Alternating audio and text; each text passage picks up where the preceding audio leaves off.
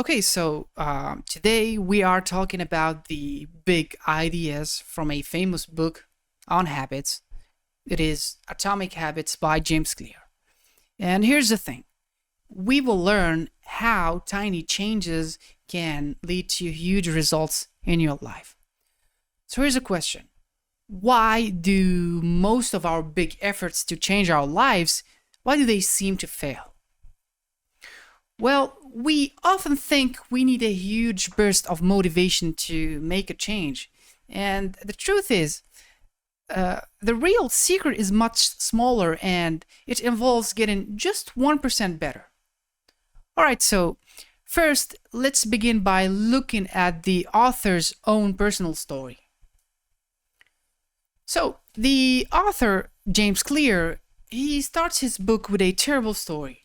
You see, a baseball bat hit him right in the face when he was in high school. And as a result, his recovery was very long and it was really hard. In other words, he had to learn how to do small things all over again. And because of that, he learned that tiny, steady actions are what really matters. And after that, he used small habits to rebuild his life and get strong. And he also eventually used them to build a huge business and a huge audience. So the point is, his whole idea, it really started with that injury. And now that experience led him to three basic truths about change. Okay, so first, small habits are like compound interest for your life. You see, a 1% change doesn't feel like it's very much today, but then again, over a year, it adds up to a massive difference. And the truth is, we often quit because we don't see the result or we don't see the results right away. In other words, we hit a wall called, or what he calls, the plateau of latent potential. And at the same time, the work is still building up like ice getting ready to melt. And because of that, systems are much better to have than goals. So we must say that systems are better than goals. So goals are the finish line, but systems are what you do every day. Next up, real change starts with your identity and not just with your goals. For example, you shouldn't just say, I want to lose weight.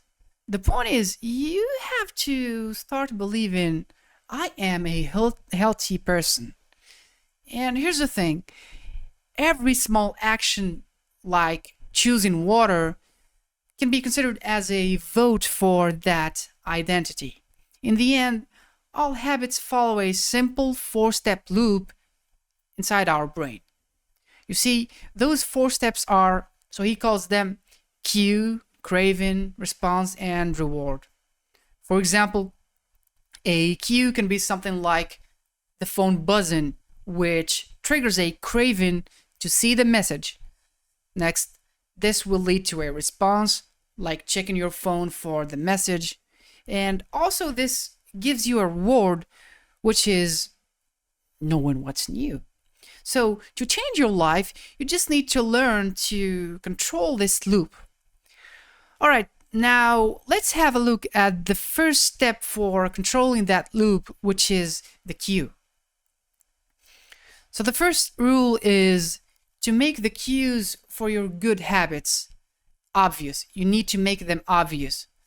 So we do most of the things in our day on what he calls autopilot, automatically, autonomously. And in order to change, you first have to notice what you are actually doing. For example, a good trick you can try is a habit scorecard. In other words, you write down everything you do for one day. Next, you just mark each one as good, bad, or neutral. The point is, you just want to be able to see your own patterns. And after that, it helps to be super clear about your new habits. For example, it's not enough to just say, I will read more. To be fair, you should say, for example, after I pour my coffee, I will read one page. You see, this links your new habit to one you already do, which is called habit stacking. You stack habits. And of course, your environment or your space, they really matter a lot. For example, if you want to play the guitar, try not to leave it in the case. You can also put it on a stand right in the living room. And the point is, you want to make sure it is easy for yourself to see the right choice. And if you would like to break bad habits, you just do the opposite and make the cue invisible. So the truth is, people with great self-control are not stronger than you are. They just set up their lives to avoid temptation. So here's an example. If you want to stop eating junk food, simply don't keep it on the counter. You can also make sure to put it somewhere out of sight. But then again, just seeing the cue is not enough because you also have to want to do it. So the second important rule is to make the habit attractive. Now, our brains are wired to want things that feel good right now. And here's the thing. You can definitely use that to your advantage. For example, you can try using a trick called temptation bundling. In other words, you pair something you want to do with something you need to do. And to be fair, you might say, I only watch my favorite Netflix show on the treadmill, for instance. And also, we have a tendency to copy the people around us. For example, if all your friends smoke, it can be attractive to smoke. But then again, you could join a group where your new habit is normal. And as a result, that new habit starts to become much more attractive. And the point is, that new habit becomes attractive. Why? Because you want to belong and you want to fit in. And to break a bad habit, you need to make it unattractive or unappealing.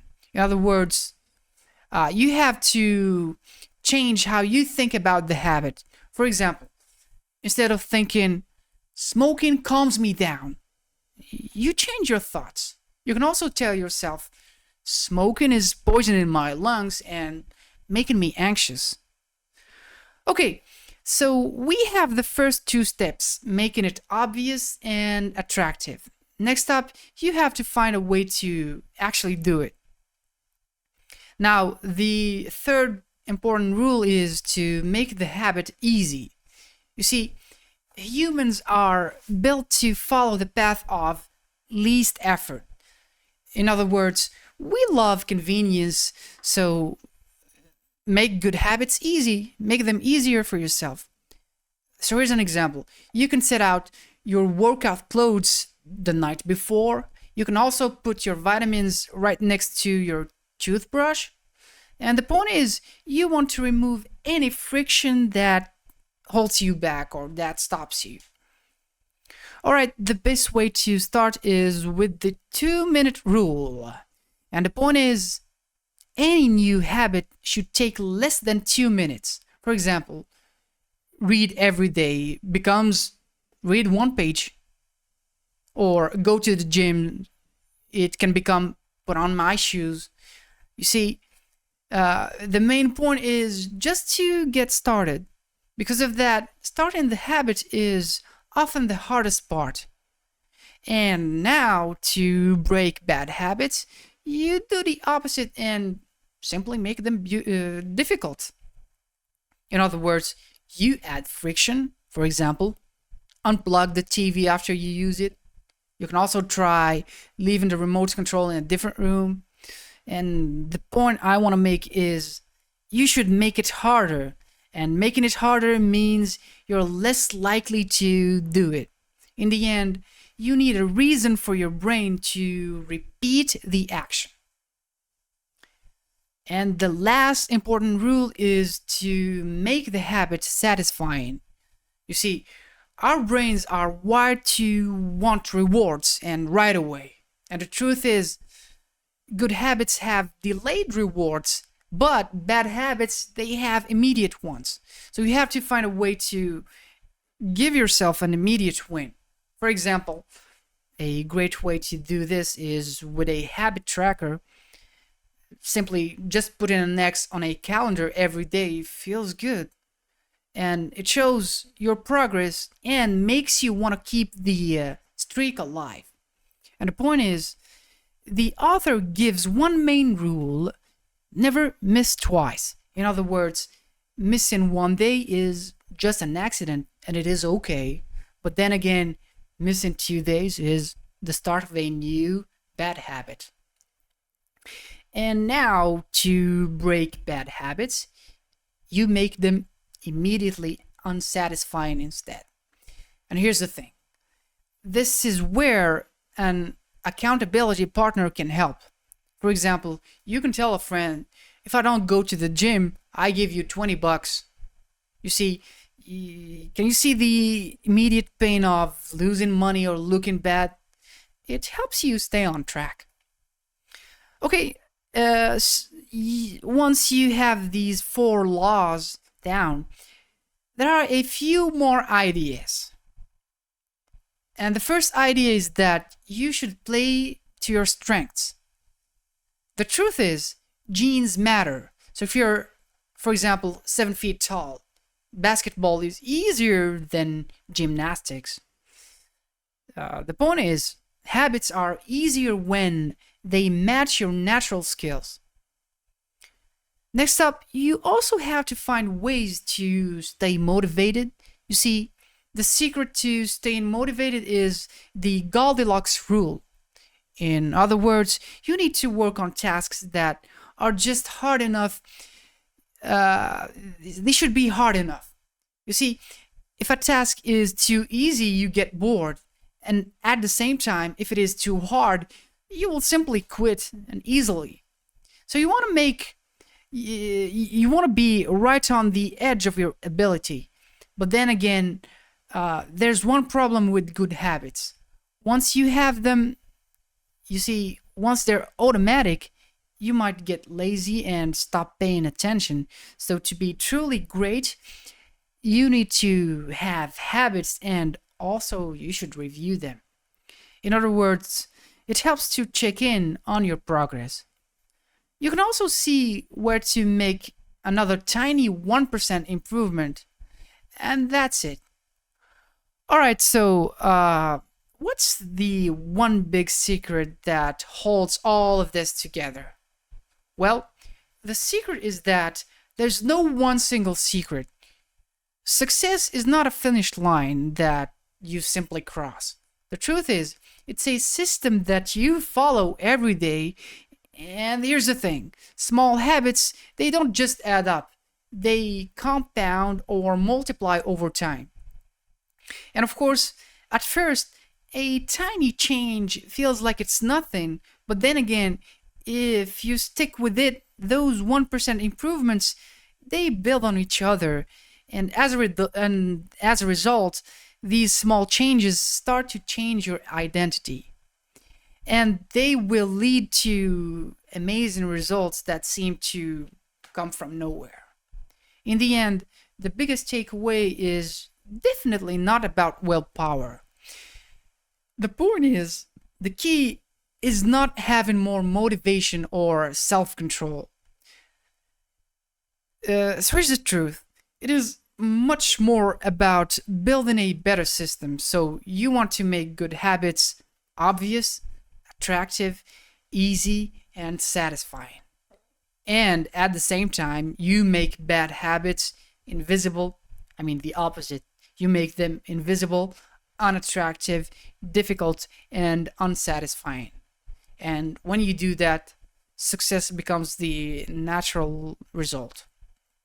In the end, that's how tiny changes can lead to big results.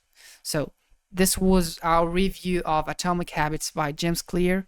Thank you for watching and see you next time.